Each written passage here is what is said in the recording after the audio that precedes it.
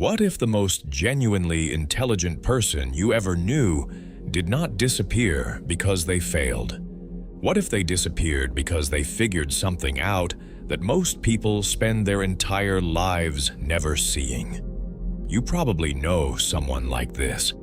The college roommate who could dismantle any argument in under 30 seconds. The coworker who always knew where a project was going to collapse 2 months before anyone else suspected a problem. Someone tuned into a frequency nobody else could hear. And then, one day, they just went quiet. No LinkedIn updates, no social media presence, no cautionary tale being told about them at dinner parties. They simply receded. Today, we are going to talk about exactly why that happens, and why it might not be what you think.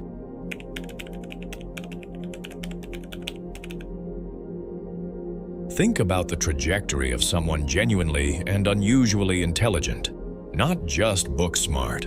Someone who thinks in systems, sees connections most people miss, and asks the kind of questions that make a room go uncomfortable. In their 20s, they are driven. In their 30s, something shifts. The ambition does not disappear. It turns inward. The energy that used to go into climbing the ladder and staying visible goes somewhere else entirely. Into a book, into a project, into something nobody else understands yet. This is not a new phenomenon. Isaac Newton did the work that became his theory of gravitation not inside a prestigious institution, but during the Great Plague of London in 1665, alone at his family farm in Lincolnshire. About 18 months of isolation, thinking without interruption. He later called it his miraculous year. The world got calculus, the laws of motion, and the theory of gravity from that solitude. Henry David Thoreau walked away from conventional society in 1845 at age 27 and spent over 2 years at Walden Pond. People thought he had lost his mind. What he produced there shaped American philosophy for 2 centuries. The pattern is everywhere, and it begs one question. Is this failure from the outside looking in, or is it something going quietly and profoundly right?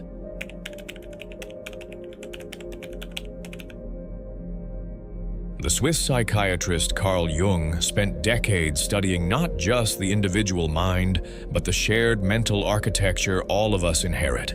He called it the collective unconscious. Think of it this way.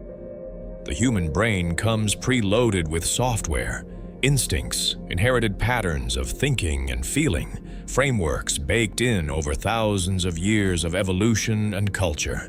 Before you ever consciously chose to believe anything, a massive amount of your worldview was already installed.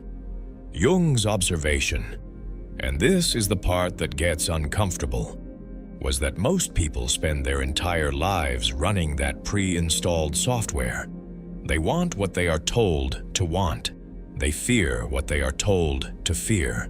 They measure success by metrics handed to them by their parents, their culture, their social media feed. And they do all of this while genuinely believing they are making independent choices. Jung called this identification with the collective. You are so merged with the shared script that you mistake it for your own voice.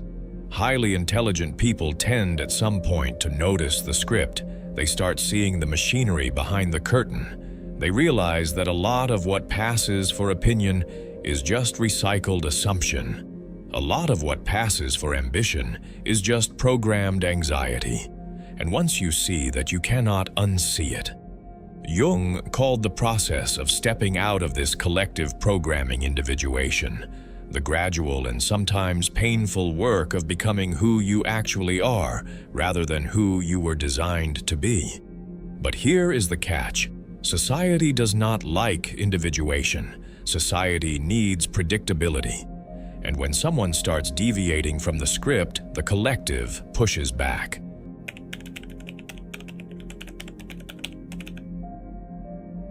Here is something that rarely gets named directly. When you think in systems and hold complexity, without needing to resolve it prematurely, you think at a level that most conversations simply do not operate at. So every single interaction requires translation. You compress your multi-layered thought into a digestible soundbite.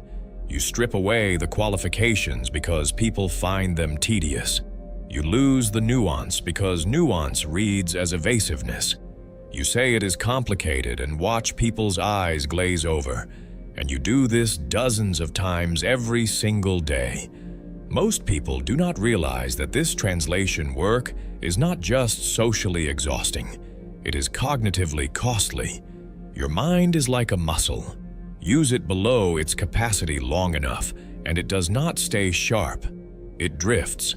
The habit of simplifying starts to bleed into your private thinking. The constant performance of being easier than you are starts to hollow you out. Jung wrote extensively about the persona, the mask we wear for society. For most people, the gap between the mask and the true self is manageable. But for someone whose natural way of engaging with the world is deeply out of step with what most social environments reward, the mask becomes suffocating. And eventually they stop wearing it. They get quieter. They get harder to reach. They are still very much alive, but they are investing that energy somewhere it actually matters.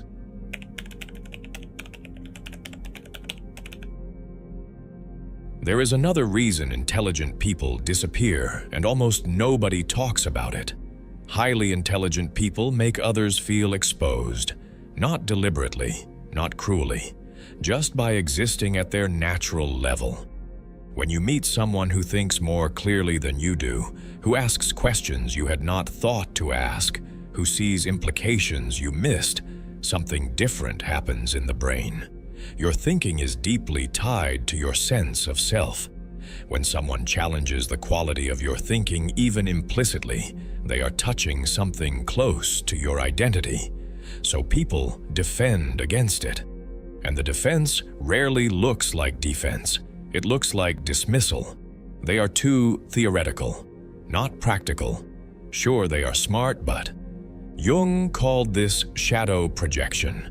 When someone's presence highlights your own limitations, your unexamined beliefs, the mind does not always say, "I should think harder." Sometimes it says, "There is something wrong with them." This is why Socrates was executed. Not because his ideas were dangerous in the way a weapon is dangerous, but because his questions made people feel stupid, and that was intolerable. This is why Alan Turing, who arguably shortened World War II by years, was persecuted by the same government he had saved. Brilliance, when it can no longer be used, becomes a threat. And the intelligent person looks around and makes a quiet assessment. The game is not designed for me to win it honestly. And rather than compromise, they stop playing.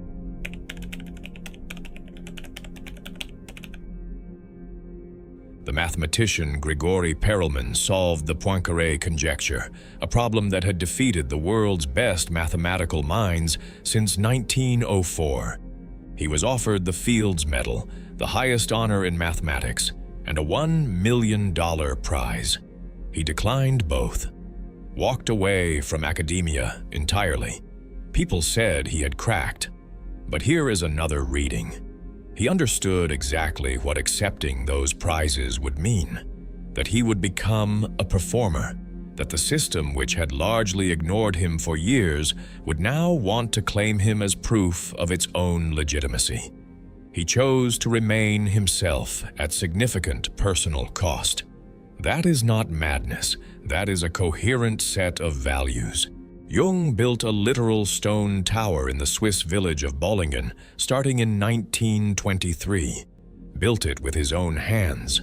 Spent long periods there with no telephone and no electricity, writing by candlelight.